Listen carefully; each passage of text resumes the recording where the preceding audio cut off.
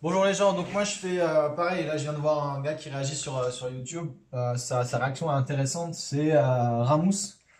Bon, il a un bon jeu d'acteur. Bon, moi j'ai pas ce niveau-là d'acting, donc je vais faire ça plus tranquille. Euh, Moi, sa réaction à Macron hier, moi je trouve qu'il a plutôt bien parlé. Il a été humain dans son truc, il nous prend en compte une colère justifiée, une colère profonde. Il faut qu'on trouve le chemin ensemble et tout ça. Bah, c'est ça, hein, il faut surtout que lui trouve un chemin avec l'opposition qui est là. C'est surtout un gros problème pour lui. Après, en termes de. En fait, le SMIC à 100 euros, il faut, moi, comment dire, il faut vraiment pas accepter un truc comme ça. C'est-à-dire que si le SMIC est revalorisé de 100 euros, en fait, faut tout revaloriser. Faut revaloriser toute la chaîne. Il faut valoriser le chef de chantier, le chef d'équipe, le chef du chef d'équipe, hein, et ainsi de suite. Donc, ça n'a aucun sens, en fait, d'augmenter le SMIC. Et surtout, ça maintient la pression fiscale qui existe déjà. Et en fait, dans le SMIC, quel est le problème? Le problème, c'est qu'on paye l'essence. L'État, il prend 90% des taxes sur l'essence. L'État, il prend, si vous achetez de l'alcool, il prend, j'ai pas le montant exact, mais c'est à peu près aussi important. C'est que de la taxe. Le gars qui fume, moi, je fume des petits cigares. J'en fume un par jour, hein. Chacun a son vice. Et je vous recommande de fumer des cigares d'ailleurs plutôt que des cigarettes. Parce que vous allez dans la qualité en fait. Ça va vous coûter la même chose en vérité, mais vous allez fumer de la qualité. C'est complètement différent de la cigarette. Et c'est pas addictif, etc. C'est un autre sujet ça. Mais bon, bref. Mais donc, en tout cas, ce qui serait bien, bon là, il y a les 100 euros. Si c'est acté, bah tant mieux, hein, tant mieux pour les gens qui sont au SMIC, tant mieux pour eux, ça leur fait un petit bonus. Mais ce qui est vraiment important, c'est que l'État sorte et enlève de la pression qui fait que en deçà de 1500, 1800 euros, bah, les gens ne s'en sortent pas, on n'arrive pas à finir les fins de mois. C'est-à-dire que l'État doit sortir donc du pétrole, de l'alcool, du tabac, peut-être faire baisser l'énergie, peut-être faire baisser le prix du gaz, peut-être faire baisser le prix du lot. Tout ça, c'est des choses sur lesquelles l'État a un impact direct. Faire baisser le prix du train. Comment les gens peuvent se déplacer en train? L'essence augmente, le train coûte une fortune. Comment c'est possible? Donc tout ça, c'est des choses sur lesquelles l'État pourrait reculer et sortir son emprise en fait. Il faut revoir le deal qu'on a avec l'État sur ces trucs-là. L'État prend beaucoup trop. C'est complètement insupportable. Idem sur les charges patronales, les entreprises payent 30% d'impôts, ça va baisser à 25%. Ça, c'est vrai que c'est une bonne chose. Maintenant, est-ce que c'est normal que l'État, que le patron paye 1 euro à l'État pour 1 euro à son salarié? Franchement, c'est énorme. Et en plus de ça, le salarié il repaye encore des impôts derrière, des impôts sur le revenu, plus la taxe d'habitation, etc. Donc en fait, il faut vraiment que l'État, c'est pas de toucher au SMIC. En fait, le SMIC, c'est une bonne idée et ça a marché pendant longtemps. L'idée, c'est plutôt d'enlever toute la charge fiscale qui fait que le SMIC n'est plus fonctionnel aujourd'hui et qui fait que les gens ne s'en sortent pas au SMIC. Il faudrait au moins que les gens arrivent voilà, à manger, etc., à payer toutes leurs factures, s'habiller et éduquer leurs enfants, emmener les enfants à l'école, se déplacer et même avoir un petit peu d'air, quoi. C'est-à-dire aller au resto de temps en temps, éventuellement partir en week-end. Voilà, que la vie soit quand même un minimum agréable pour les gens qui sont au SMIC, qui travaillent toute la journée, qui se lèvent tôt, etc. Donc en fait, moi je pense que ça, c'est vraiment une très mauvaise idée d'augmenter le SMIC. Et surtout, ça ne fait que maintenir le système en place et l'empirer. Parce qu'en fait, en augmentant le SMIC de 100 euros, il va encore falloir ajouter des taxes et des impôts quelque part pour le financer. Donc c'est vraiment, vraiment, vraiment une carotte. C'est une connerie, vraiment.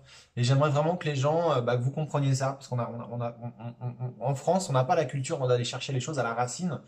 Et il faut vraiment aller chercher les choses à la racine. C'est pas de rajouter, de bricoler, de mettre un petit bonus comme ça de 100 euros. C'est sûr que ça fait plaisir. Si on est au SMIC, ça doit faire plaisir. Ah, 100 euros de plus, c'est quasiment 10% d'augmentation. Les gens, ils ont jamais eu ça. Et ils auront jamais ça par le patronat. Donc c'est un sacré bonus. Mais il faut bien voir que c'est des petits bouts de scotch. C'est des petits bouts de scotch qu'on arrange comme ça. On colle un petit morceau là, un petit morceau là. Mais ça ne fait que maintenir le bordel en place et le système en place. Et ce qu'il faut, c'est vraiment revenir là-dessus, en fait. Parce que nous, l'État fait tout un truc depuis des années sur les paradis fiscaux. Et nous, on est dans un enfer fiscal. C'est ça la vérité. C'est que la France, c'est le premier pays en termes de pression fiscale. C'est le premier, il n'y a pas de pays qui charge plus fiscalement. Donc nous, on est dans un enfer fiscal. Il faut arrêter de croire que les gens sont méchants parce qu'il y a de l'évasion fiscale, etc. Tout ça n'est dû que parce qu'on vit dans un enfer fiscal. Peut-être que pour commencer à se sentir bien, on devrait prendre la voie du paradis fiscal. C'est-à-dire qu'on devrait payer beaucoup moins d'impôts. Euh, par un certain nombre de moyens, sans toucher, hein. Je ne dis pas qu'il faut toucher aux aides et aux subventions, etc. Le chômage, c'est très bien. Moi-même, j'en ai profité. Le RSA, c'est très bien aussi. Après, comme j'ai déjà dit dans d'autres vidéos, tous ces systèmes-là comment dire, de subventions, bah, il faudrait que les gens participent aussi à la société. Un petit peu, voilà.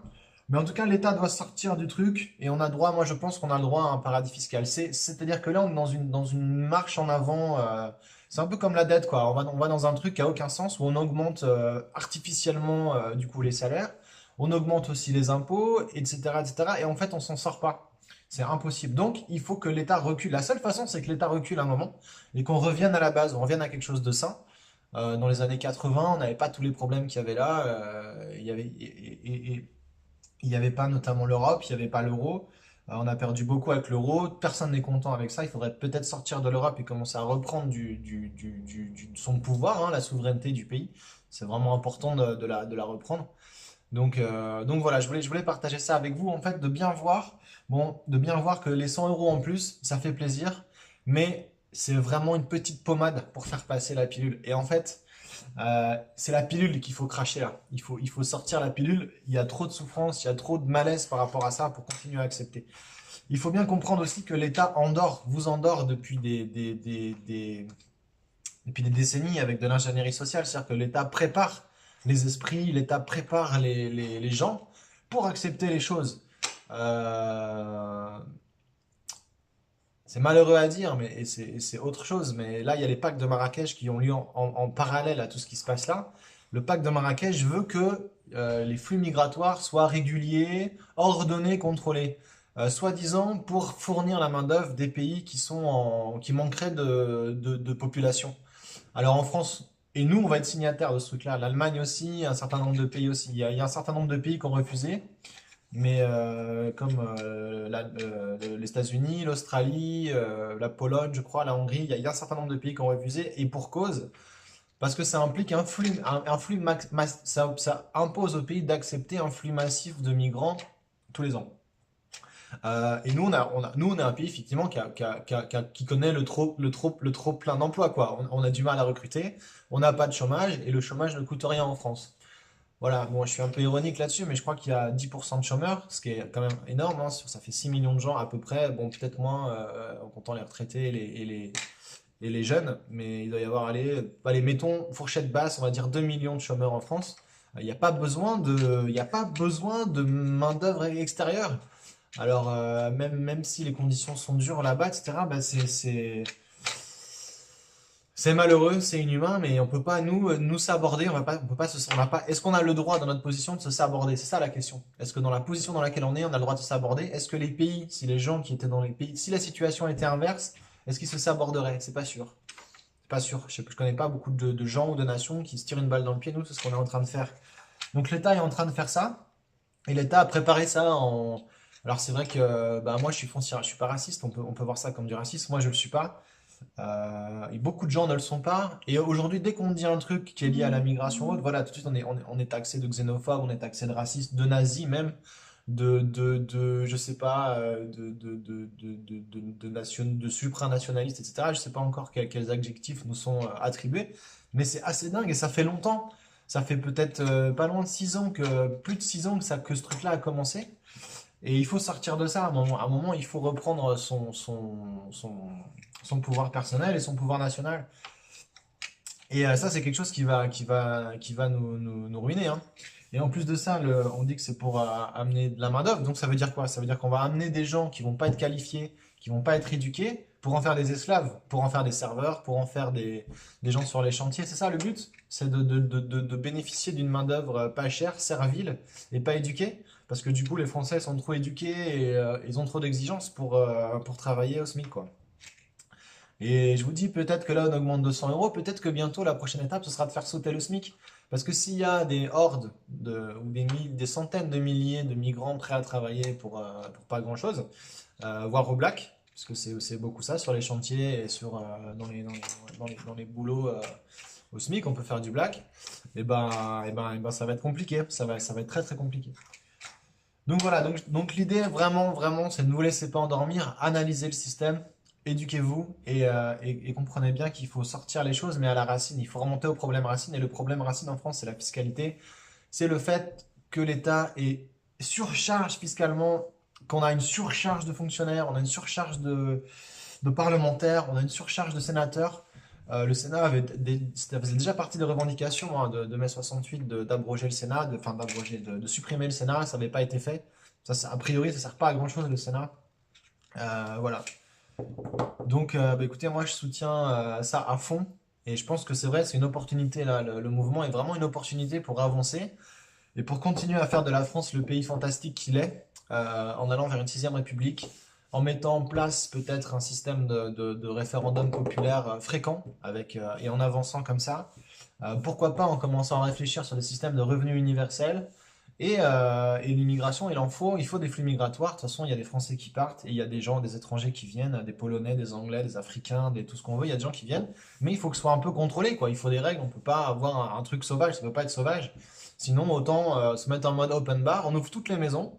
Dans ce cas-là, c'est ce qu'il faut faire, hein. Il faut être en mode open bar. Et puis, bah voilà, tout le monde se sert.